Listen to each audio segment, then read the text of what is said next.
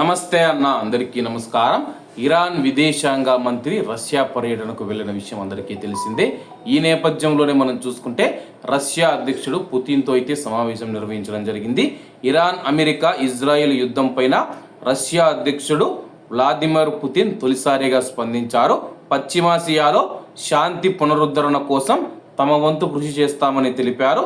త్వరగా పరిస్థితులు సద్దుమణిగేలా చర్యలు తీసుకుంటామని చెప్పారు.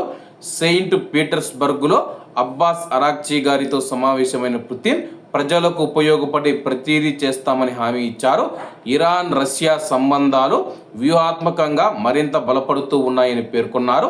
పుతిన్తో సమావేశానికి ముందు ఇరాన్ విదేశాంగ మంత్రి అబ్బాస్ అరాక్చీ గారు మాట్లాడుతూ చర్చలు విఫలం కావడానికి అమెరికానే కారణమని ఆరోపించారు. కాల్పుల విరమణ ఉన్నప్పటికీ సమస్యకు పరిష్కారం దొరకకపోవడం పైన అసంతృప్తి వ్యక్తం చేశారన్నమాట.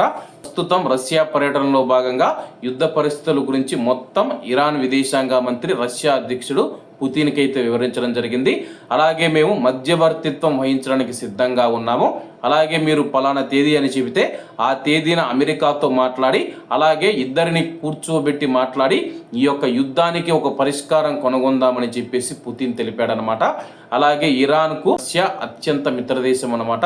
రష్యా నుంచి ఆయుధాలు కానీ లేకపోతే ఇతర వస్తువులన్నీ దిగుమతి చేసుకుంటూ ఉందన్నమాట. ఈ నేపథ్యంలోనే పాకిస్తాన్ పైన కూడా విమర్శలు చేయడం జరిగింది. పాకిస్తాన్ నమ్మదగిన మధ్యవర్తిత్వమైన మిత్రదేశం కాదని చెప్పేసి ఇరాన్ సంచలన ప్రకటన చేసింది. కాబట్టి అందరూ బాగుండాలి, అందులో మనం ఉండాలి. అందరికీ నమస్తే అన్న, జై హింద్.